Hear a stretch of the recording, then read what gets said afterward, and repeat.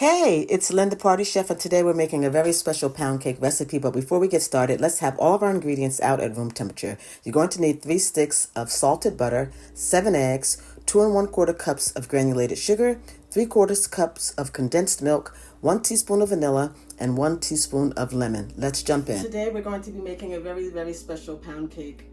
This pound cake is a very old recipe made by a woman named Johnnie Ruth. This recipe she had for many years, and it was passed along to some people that were a part of her congregation. It was in a book, actually. She was a member of a church for over 60 years. She was on the usher board. Her husband was a deacon. And so this recipe is very special. It really just shows how you can pass down recipes from generation to generation, and that families can still enjoy some of those old-fashioned pound cakes that we did years ago. So this is my first time making this cake. I'm going to follow the instructions that were listed on the recipe, but I did want to just give credit. This is the Johnnie Ruth pound cake. So this pound cake is a little bit different because it uses 7 eggs, which is a little bit uncommon. Most pound cake recipes use 5 or 6 eggs. Also, we're using 3 sticks of butter, which the instructions were to leave out overnight.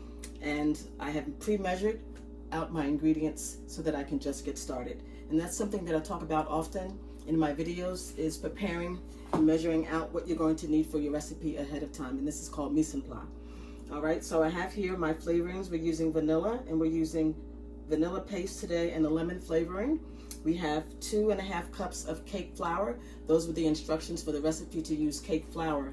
We're using 2 1/4 cups of sugar, 3 sticks of unsalted butter. The recipe calls for salted butter, but in my kitchen I only use unsalted butter for baking, so I will add a teaspoon of salt.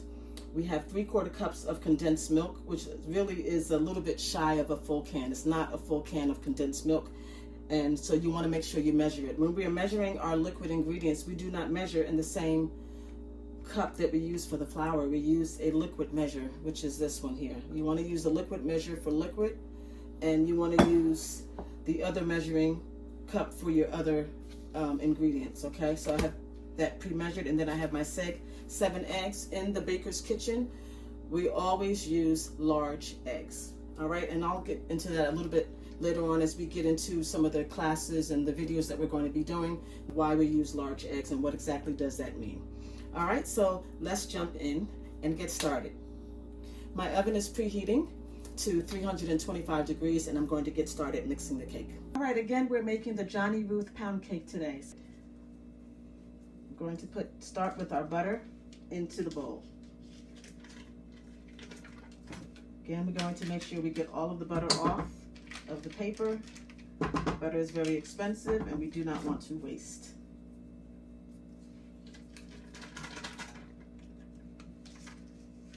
Using the spatula and getting all the butter into the bowl.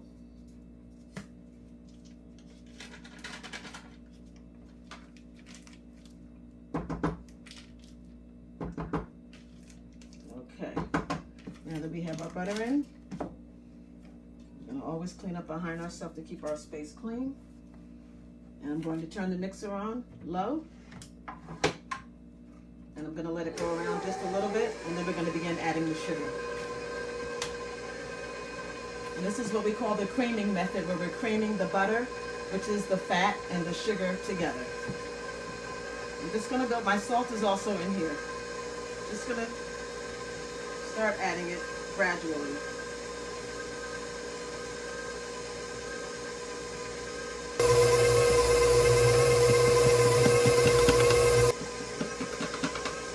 We want this to get nice and fluffy, and I'll show you what that looks like in just a few minutes. We're going to let it go around, and then we're going to scrape down. And this is also very important when you're baking a cake, that we scrape down the bowl. You want to make sure that everything is thoroughly mixed together. Now I'm going to scrape down now, and then I'm going to turn up the speed, and we're going to begin mixing for about 5 minutes or so. We want it to be creamy and light and fluffy, and it's going to change colors, okay? Over the next few minutes, we're going to be creaming our butter and sugar. And you can do this by trial and error to see how you like your cake to be based on the results. But it's very important that while you're doing this process that you're going to scrape down.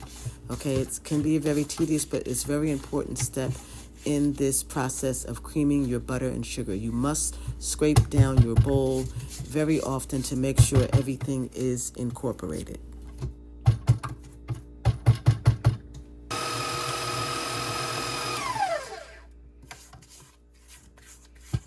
Okay, our butter and sugar is pale yellow. I'm gonna go just a little bit more before we add the eggs. Then we're going to begin adding our eggs one at a time.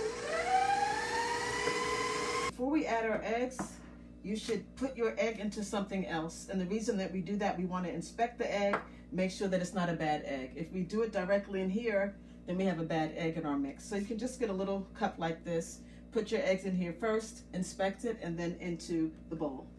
Okay, so I'm just gonna mix this. I'm gonna put the egg in, and I'm gonna wait till all of the yolk disappears, and then we'll add the next egg. Okay? Inspecting the egg. Egg is fine. Add our second egg.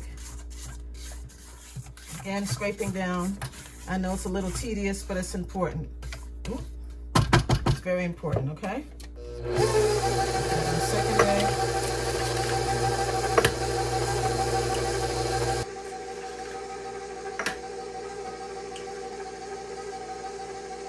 Today we're baking in the bundt pan, which is here. If you're interested in a pan like this, it's a very good tool to have in your arsenal. You can check in the comments for the link. I find your cakes come out better also when you take your time. Take your time in putting your cake together. Your cake will come out better. Okay, that's egg number 3.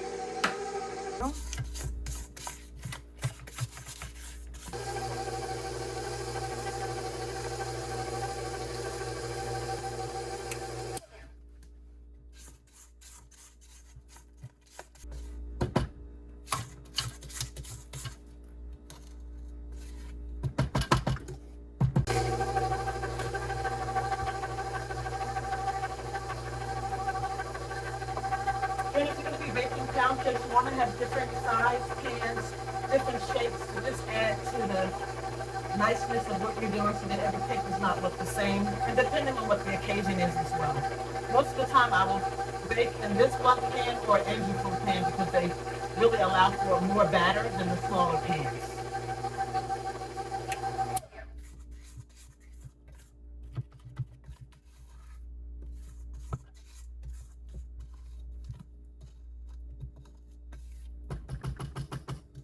Okay, next egg. It was egg number 5.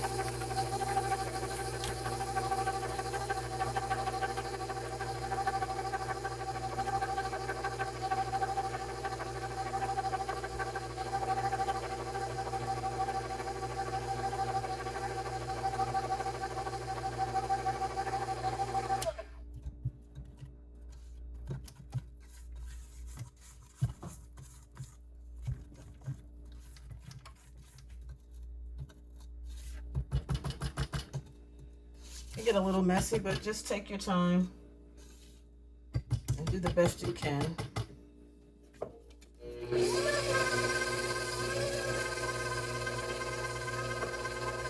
Egg number 6.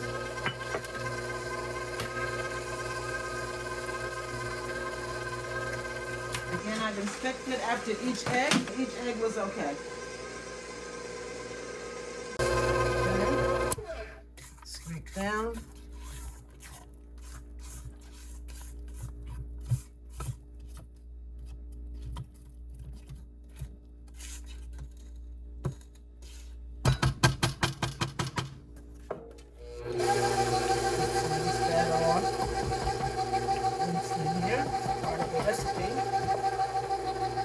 Last one in.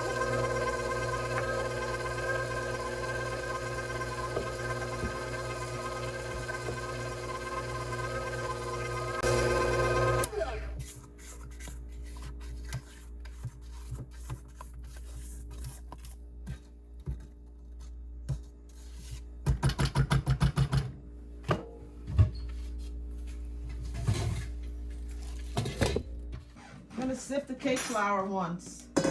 Okay? Sometimes I'll sift twice, sometimes I'll sift once. Depending on, it really affects the texture of your cake when you sift. I would never use cake flour without sifting it though, okay? So we're just gonna use this. If you don't have one of these, there's also a link to one of these in the comment section. This is a sifter, an old-fashioned sifter. If you don't have one of these, you can use a sieve as well.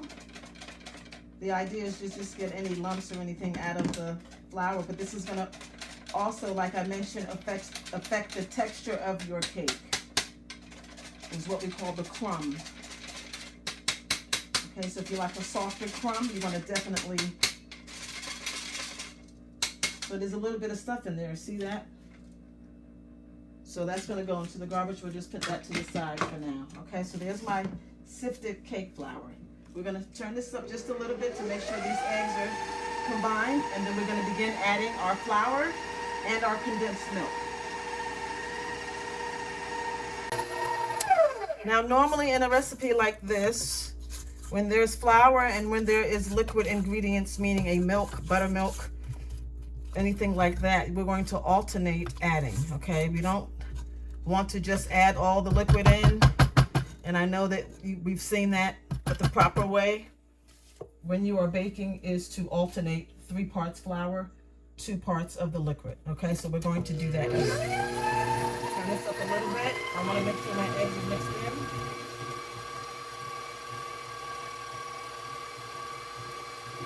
So I'm going to turn this back down, and I'm going to begin adding our flour into the bowl. Okay? So I'm adding in 1/3. 1/3 of the mixture. Turn this down a little bit. Okay? Again, scrape down.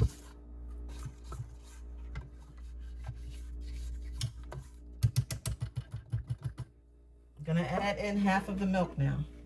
Again, this is 3/4 of a cup. I'm gonna add in half of what's in here.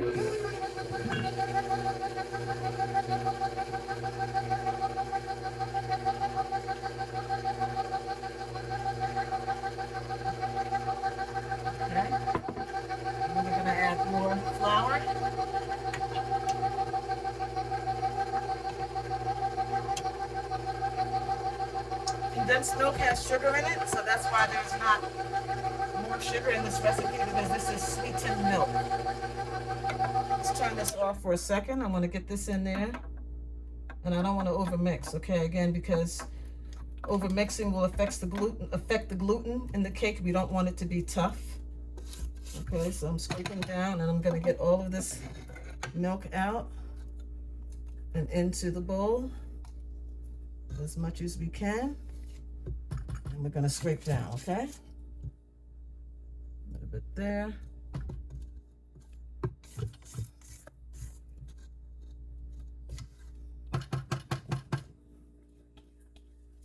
Again, get all of that into the bowl. Okay, and then we're going to add the rest of our flour. So I will just that. We're going to scrape down again. We want all of it to be mixed in together. We're going to add our flavoring, and then we're going to get our pan ready.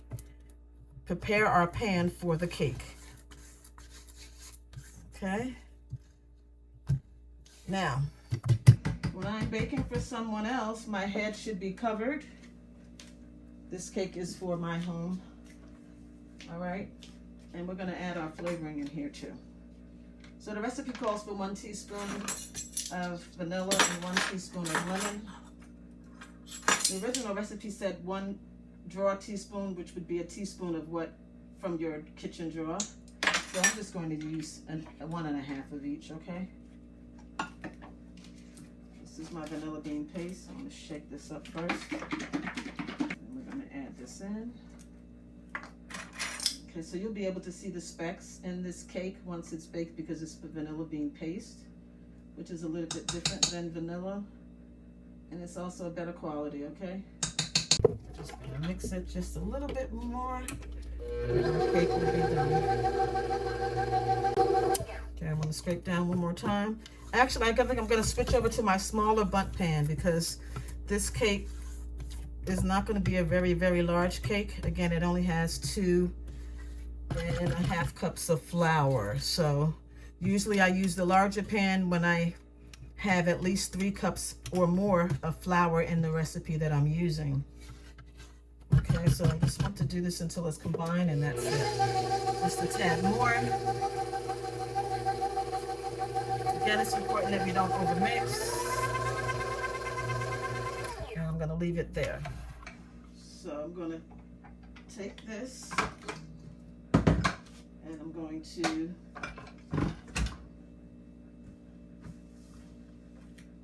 scrape all of this off of the beater and give it one more quick mix with the spatula. Okay,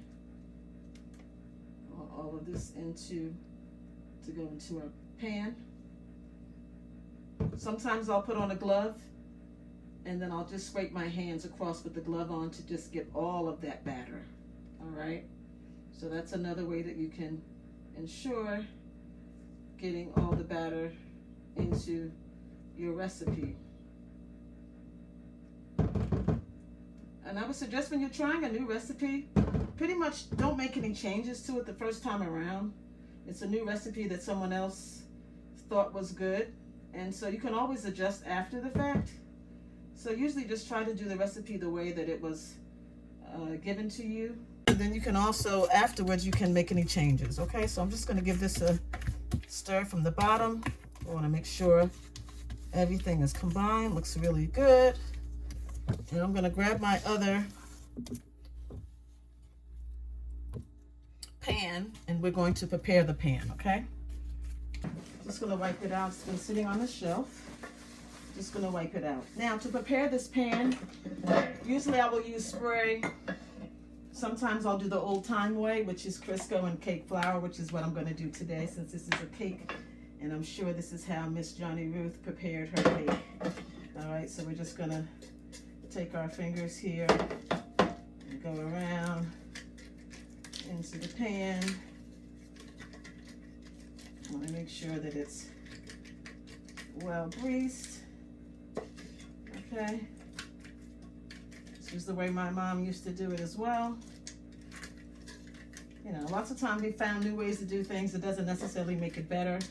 It may make it easier, but not necessarily better. Okay, so this is greased very nice. Just going to wipe my hands off. And then we're going to put a little cake flour. This is my cake flour here. And I'm just going to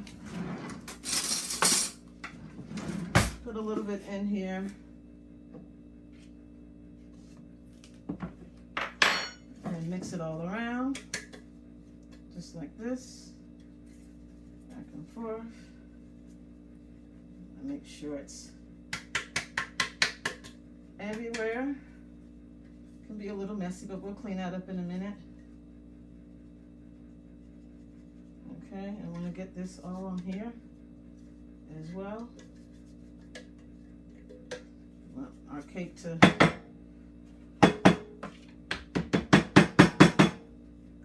you can see that here. I just put it on here. I want to make sure it's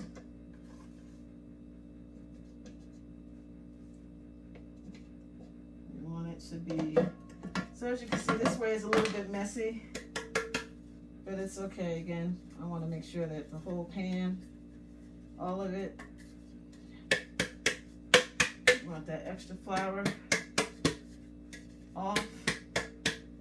Okay, see that? And we're good. Okay, then this is going to go into the garbage. We're not going to reuse that flour, okay?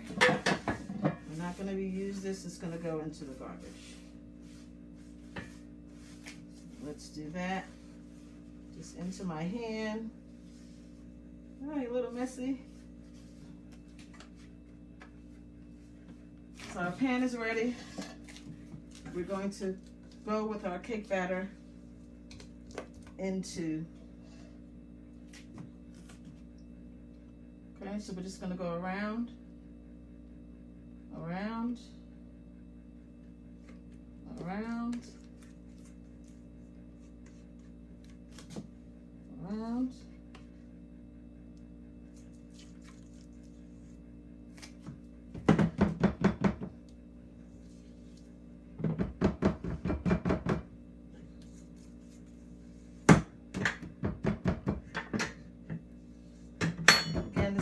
baking can get really messy. It's fun, but it can get a little messy, but it's okay. So we're just gonna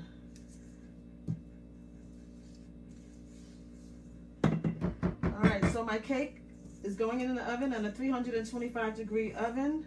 We're gonna bake it for an hour. We're gonna start off with an hour and then in increments of 5 until it's done.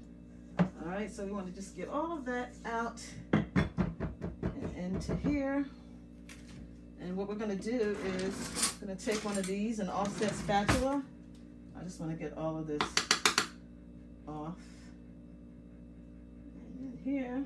And I'm just going to go around just to kind of even it out. I used to let us do this as a child. Very good. All right, we're just going to give this a tap tap. Make sure all the bubbles are out. Into the oven it's going to go, and we'll come back and show you what it looks like. This is our final product. Our cake baked for an hour and 7 minutes. And so again, we checked it after 45 minutes and then cooked it in 5-minute increments. It has a beautiful crusty top, beautiful, beautiful cake. And so back then when my mom was baking, and I'm sure when Miss Johnnie Ruth was baking, they didn't put glazes on the cake. The cake was usually just finished with the powdered sugar. So we have powdered sugar here on the cake, and then I'm going to slice it and taste it and tell you how it tastes. So I love the texture of this cake. It has a very, very beautiful crumb. It tastes good. And you should try this recipe. Again, this is a wonderful recipe to pass down from generations to come. So I'll be trying it again. I'm going to tweak it a little bit. It's a little sweet for me, but overall, I think it's a good base cake. So give it a try and let us know what you think about it. Thanks for watching, and look for more recipes coming from The Party Chef. We'll be sharing lots more classes and recipes with you. Thanks for watching, and stay tuned. Please like, share, and subscribe to our channel.